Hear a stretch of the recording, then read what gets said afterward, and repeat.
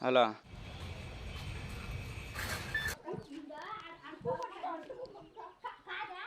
ಪತಿ ಮುನೀಂದ್ರ ಹಾಗೂ ಪತ್ನಿ ವರ್ಷ ನಡುವೆ ಕ್ಷುಲ್ಲಕ ಕಾರಣಕ್ಕೆ ಗಲಾಟೆಯಾಗಿದ್ದು, ರಾತ್ರಿ ಮನೆಯಲ್ಲಿ ಗಂಡ ಮುನೀಂದ್ರ ಮಲಗಿದ್ದ ವೇಳೆ ಪತ್ನಿ ವರ್ಷ ಗಂಡನ ಮರ್ಮಾಂಗಕ್ಕೆ ಬಲವಾಗಿ ಒದ್ದು ತನಗೆ ಡೈವರ್ಸ್ ಕೊಡುವಂತೆ ಗಂಡನಿಗೆ ಪೀಡಿಸಿದ್ದಾಳೆ. ಆದರೆ ಡೈವೋರ್ಸ್ ಕೊಡಲು ಗಂಡ ಒಪ್ಪದೆ ಮನೆಯಲ್ಲಿ ಮಲಗಿದ್ದಾಗ ಆತನ ಮರ್ಮಾಂಗಕ್ಕೆ ಒದ್ದು ಕೊನೆಗೆ ಯತ್ನ ನಡೆಸಿದ್ದಾಳೆ ಎಂದು ತಿಳಿದು ಬಂದಿದ್ದು, ಅತ್ತ ಗಂಡ ಆಸ್ಪತ್ರೆ ಸೇರುತ್ತಿದ್ದಂತೆ ಇತ್ತ ಹೆಂಡತಿ ಆಸ್ಪತ್ರೆ ಬಳಿ ವಿಷ ಸೇವಿಸಿ ಆತ್ಮಹತ್ಯೆಗೆ ಯತ್ನಿಸಿದ್ದಾಳೆ. ಚಿಂತಾಮಣಿ ತಾಲೂಕಿನ ವೆಂಕಟರಾಯನಕೋಟೆ ನಿವಾಸಿಗಳಾದ ಮುನೀಂದ್ರ ಹಾಗೂ ವರ್ಷ 5 ವರ್ಷಗಳಿಂದ ಪರಸ್ಪರ ಪ್ರೀತಿಸಿದ್ದು, ಕಳೆದ 2 ವರ್ಷದ ಹಿಂದೆಯಷ್ಟೇ ಪೊಲೀಸ್ ಠಾಣೆಯಲ್ಲಿ ವಿವಾಹವಾಗಿದ್ರು. ಆದರೆ ಮದುವೆ ಬಳಿಕ ಅದೇನಾಯ್ತೋ ಏನೋ ವಿಚ್ಛೇದನ ನೀಡುವಂತೆ ವರ್ಷ ಗಂಡನಿಗೆ ಪೀಡಿಸಲು ಶುರು ಮಾಡಿದ್ದಾಳೆ.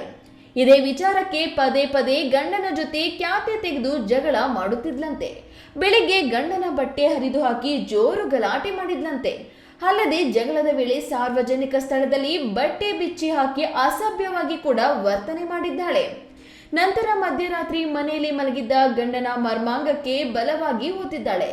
ಬಳಿಕ ಆತನೇ ಆಂಬ್ಯುಲೆನ್ಸ್ಗೆ ಕರೆ ಮಾಡಿ ಆಸ್ಪತ್ರೆಗೆ ದಾಖಲಾಗಿದ್ದು, ಸದ್ಯ ಚಿಂತಾಮಣಿ ತಾಲೂಕು ಆಸ್ಪತ್ರೆಯಲ್ಲಿ ಚಿಕಿತ್ಸೆ ಪಡೆಯುತ್ತಿದ್ದಾನೆ.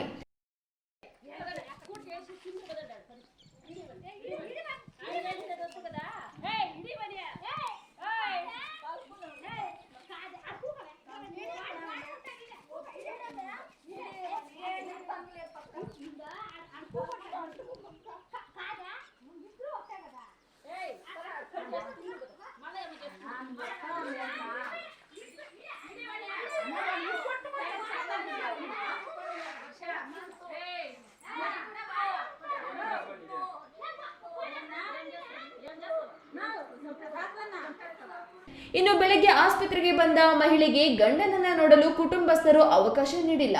ಇದಾದ ಬಳಿಕ ಪೊಲೀಸರಿಗೆ ದೂರು ಕೊಟ್ಟಿದ್ದಾರೆ ಎಂದು ಮಹಿಳೆ ಕ್ರಿಮಿನಾಶಕ ಸೇವಿಸಿ ಐ ಡ್ರಾಮವೇ ಮಾಡಿದ್ದಾಳೆ. ಇನ್ನು ವಿಷ ಸೇವಿಸಿ ಆತ್ಮಹತ್ಯೆಗೆ ಯತ್ನಿಸಿದ ವರ್ಷ ಅಸ್ವಸ್ಥಳಾಗಿದ್ದು, ಕೂಡಲೇ ಚಿಕ್ಕಬಳ್ಳಾಪುರ ಜಿಲ್ಲಾಸ್ಪತ್ರೆಗೆ ದಾಖಲಿಸಿ ಚಿಕಿತ್ಸೆ ನೀಡಲಾಗುತ್ತಿದೆ. ಮದುವೆಯಾದ ಹೊಸದರಲ್ಲಿ ವರ್ಷ ತವರು ಮನೆಯಲ್ಲಿದ್ದು, ಇತ್ತೀಚೆಗೆ ಗಂಡನ ಮನೆಗೆ ಶಿಫ್ಟ್ ಆಗಿದ್ರು. ಬಳಿಕ ಸಣ್ಣ ಪುಟ್ಟ ವಿಚಾರಕ್ಕೆ ವರ್ಷ ಗಂಡನ ಜೊತೆ ಕಿರಿಕ್ ಮಾಡುತ್ತಿದ್ಲು. ಗಂಡನ ಸಹವಾಸವೇ ಬೇಡ ಎಂದು ಮಾಂಗಲ್ಯ ಸರ, ಕಾಲುಂಗರ ಬಿಚ್ಚಿ ಬೀದಿಯಲ್ಲಿ ಎಸೆದು ಹೋಗಿದ್ಲಂತೆ. ಆದ್ರೆ ಇದೀಗ ಗಂಡನನ್ನು ಕೊಲೆಗೆ ಯತ್ನಿಸಿದ್ದು, ಬಳಿಕ ತಾನೂ ಆತ್ಮಹತ್ಯೆಗೆ ಯತ್ನಿಸಿ ಆಸ್ಪತ್ರೆ ಪಾಲಾಗಿದ್ದಾಳೆ. ಬಿ ದೇವಪ್ಪ, ಈ ನ್ಯೂಸ್ ಟಿವಿ, ಚಿಂತಾಮಣಿ.